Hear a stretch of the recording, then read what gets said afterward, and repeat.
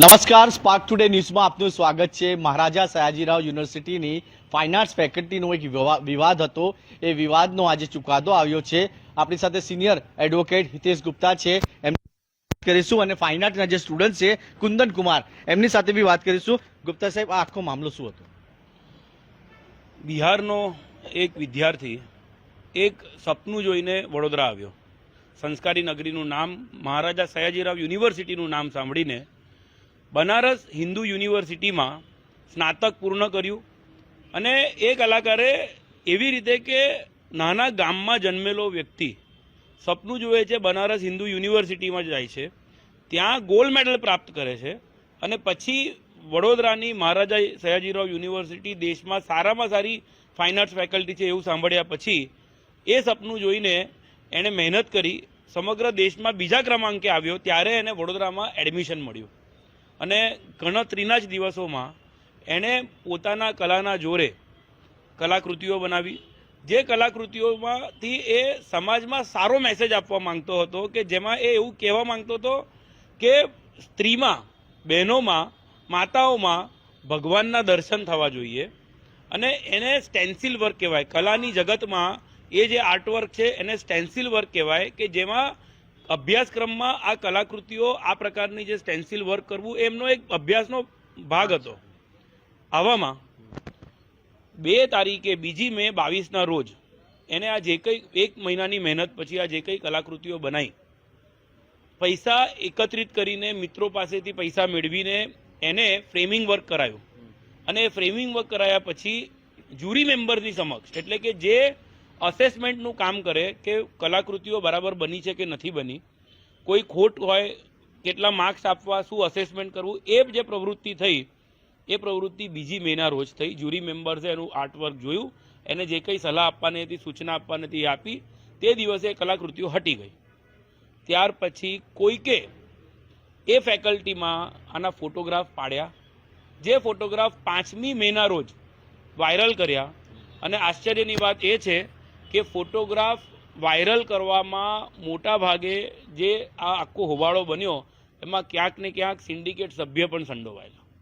અને એવામાં જ્યારે મામલો તેમના કાબૂની બહાર જતો રહ્યો, કારણ કે એ સિન્ડિકેટ સભ્યો, કેટલાક વકીલો પણ ત્યાં પહોંચી ગયા હતા, જ્યારે પરિસ્થિતિ કાબુ બહાર ગઈ તેવામાં કોઈકને તો દોષનો ટોપલો કોઈના માથે પહેરાવવાનો હતો, એટલે એમને સીધું સિલેક્ટ કરી આ વિદ્યાર્થી કે જે બિહારથી આવેલો છે, જેનું કોઈ પોલિટિકલ બેકગ્રાઉન્ડ નથી, કોઈ એને ઓળખતું નથી, એને સીધો ટાર્ગેટ કર્યો। અને ટાર્ગેટ એવી રીતે કે પ્રથમ તો એને બીવડાઈને એના ગામ મોકલી દીધો 1500 કિલોમીટર, કે તું આજે ને આજે નીકળી જા, નહીં તો તને હોસ્ટેલમાં પણ તારા જીવને જોખમ છે, એવું કહીને એને પહેલાં તો મોકલી દીધો।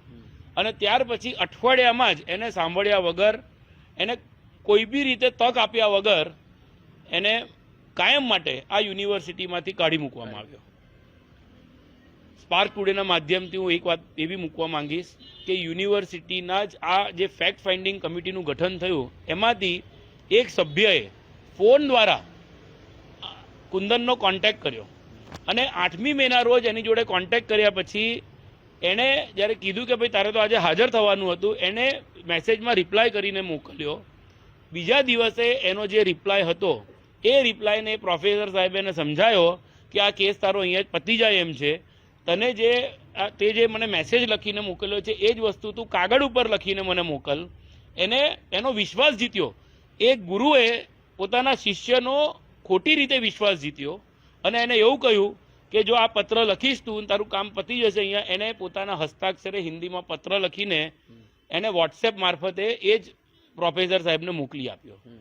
એમાં એને છેલ્લે એવું લખ્યું હતું કે આ જે કંઈ થયું છે એ જો મારા કલાકૃતિઓને લીધે થયું હોય તો હું એ બાબતે ક્ષમા માંગુ છું, મારો કોઈ ખોટો ઈરાદો નહોતો। આ વાત એને મૂકેલી કે મારો કોઈ બદ ઈરાદો નહોતો, પરંતુ તેમ છતાં પણ જો મારા કામના કારણે આવું કંઈક થયું હોય તો એના માટે હું માફી માંગુ છું।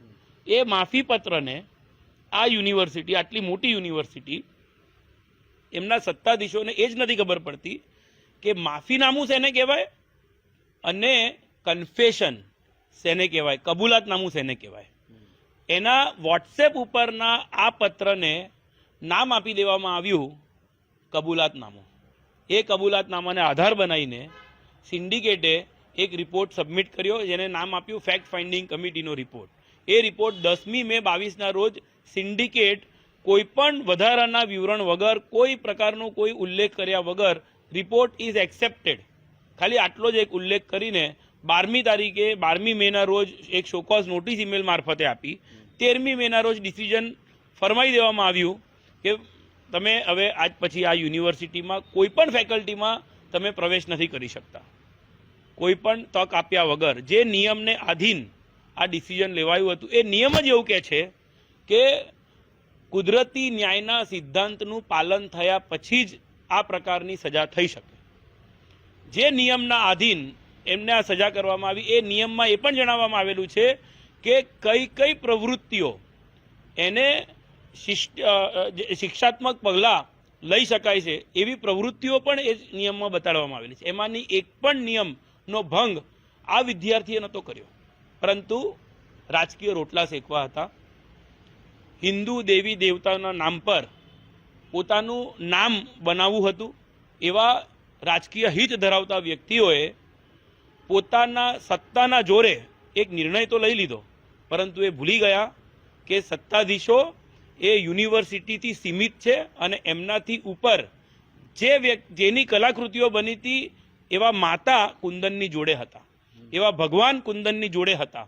અને એટલે જ અમે આ લડાઈની શરૂઆત કરી ભગવાનના આશીર્વાદથી, માતાજીની કૃપાથી અને મા સરસ્વતી જે આ વિદ્યાર્થીની સાથે હતી, એ આજે એની જીત થઈ છે એમના આશીર્વાદથી. ને નામદાર હાઈકોર્ટ સમક્ષ તમામ કાગળો, તમામ દસ્તાવેજો અમે આરટીઆઈથી પ્રાપ્ત કરીને નામદાર હાઈકોર્ટ સમક્ષ મૂકેલા, અને તેમાં એ આજે સ્પષ્ટ થઈ ગયું કે યુનિવર્સિટીના સત્તાધીશોએ જે નિર્ણય લીધો, ઇવન 13મી તારીખે નહીં, પરંતુ તેમને અપીલ કરીને પણ એક તક આપેલી ફેર વિચારણા કરવાની. 45 દિવસમાં અપીલ કરવાની જોગવાઈ છે, એમાં અપીલ પણ કરી. એ અપીલ પણ એને સાંભળવાની તક આપ્યા વગર એ અપીલ પણ રદ કરી દીધી. જાણે કયો સત્તાનો નશો હતો જે માથે ચડીને પુકારી રહ્યો હતો, અને એમાં સંસ્કારી નગરી અને MS યુનિવર્સિટીને કલંક લગાડનારું કામ જે સત્તાધીશોએ કર્યું, એને અમે પડકાર્યો.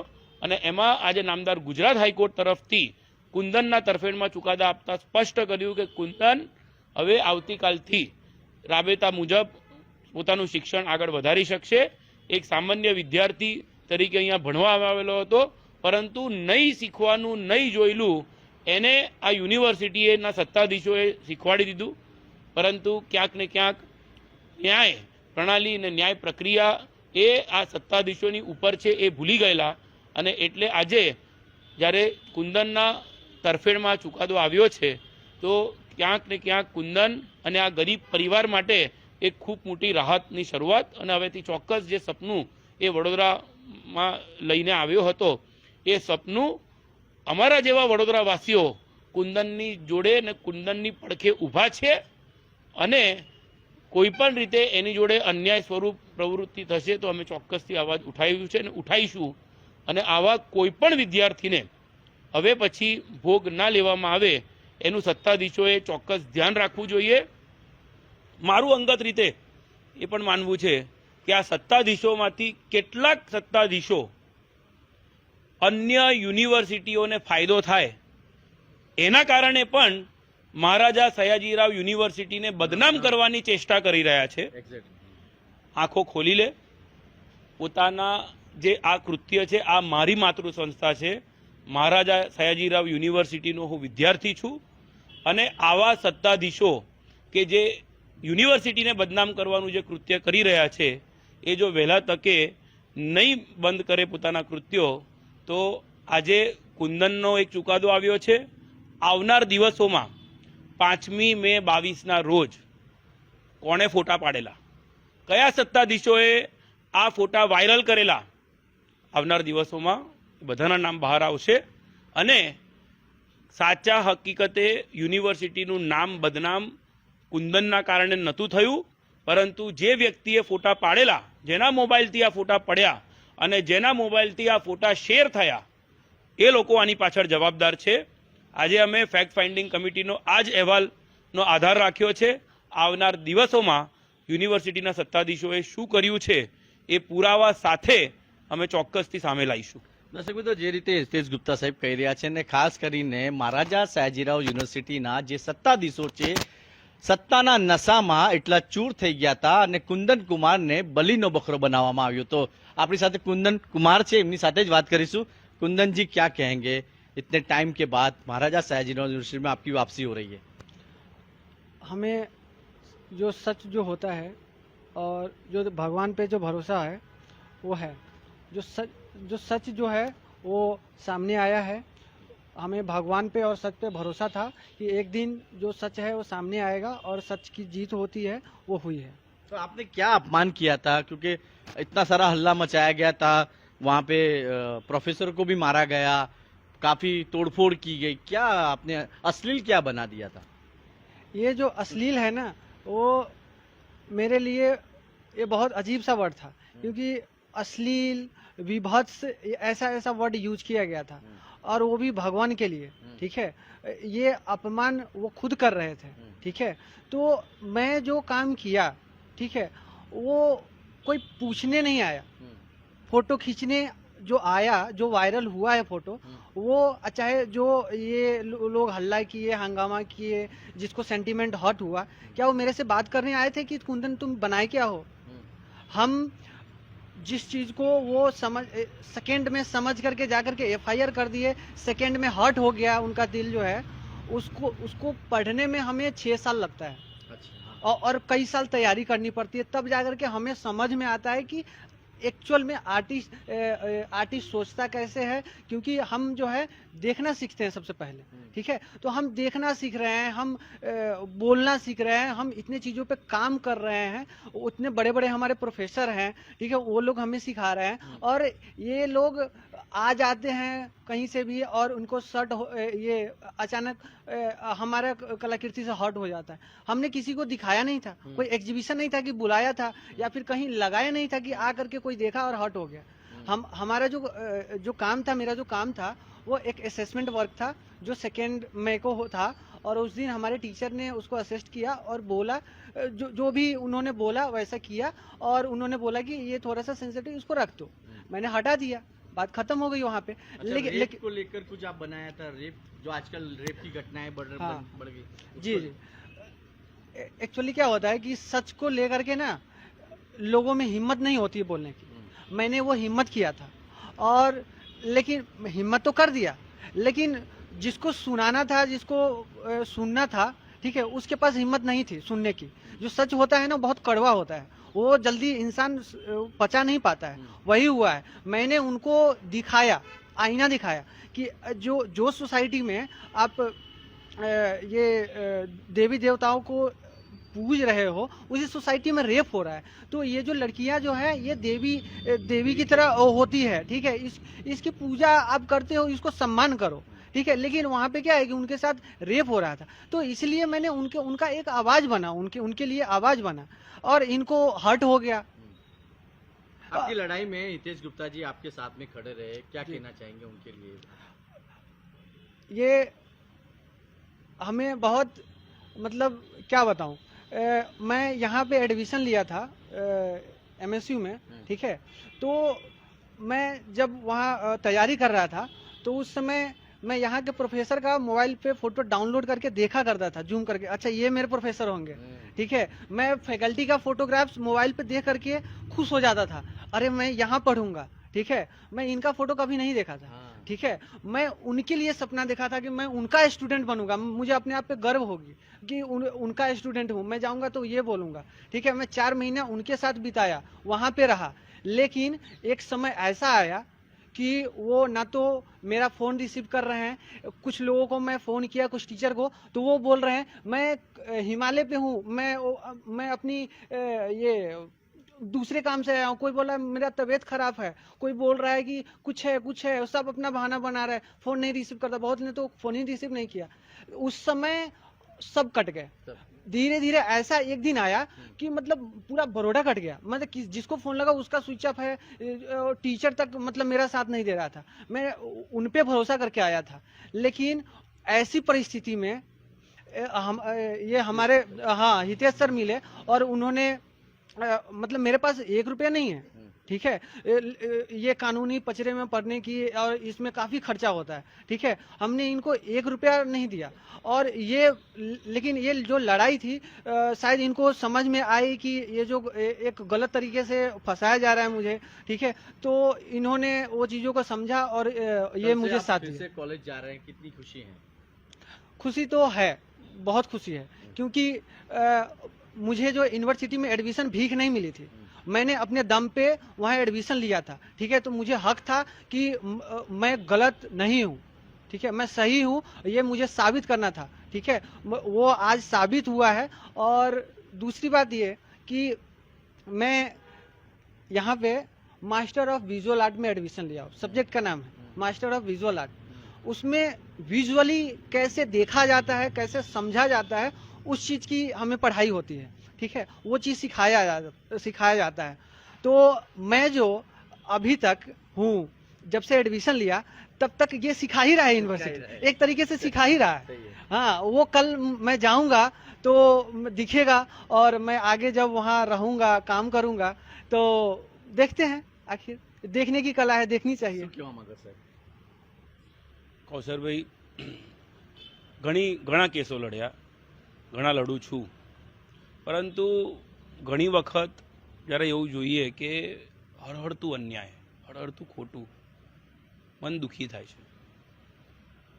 મિત્રો મારફતે જે કોઈ સંબંધો હતા એનો ઉપયોગ કરીને ઘણી વિનંતીઓ કરી કે આ ખોટું થાય છે, બંધ કરો, આપણી માતૃ સંસ્થા છે. પરંતુ આ જે જર્ની રહી, આ જે મહિનાઓ રહ્યા, ક્યાંક ને ક્યાંક કુંદનના કારણે મને સૌભાગ્ય પ્રાપ્ત થયું. વડોદરાના ખ્યાતનામ, વડોદરાની આન કહી શકીએ, વડોદરાને એક નામ અપાવનાર પદ્મશ્રી જ્યોતિ ભટ્ટ સાહેબનું. જ્યોતિ ભટ્ટ સાહેબ જેવા વ્યક્તિ પણ કુંદનના પડખે ઊભા હતા. જ્યારે એમને એ જાણ્યું કે હું એમનો કેસ લડી રહ્યો છું, મને એમને પણ મળવાનો સૌભાગ્ય થયો. મેં એમની પાસેથી પણ આ કલાકૃતિ બાબતે સમજ્યો અને એમને મને એમના પોતાના અનુભવ શેર કરતા કહ્યું કે 80ના દાયકામાં એમને પોતે પણ આ જ પ્રકારની કલાકૃતિ બનાવેલી છે, આ જ પ્રકારનું આર્ટવર્ક એમને પોતે કરેલું છે.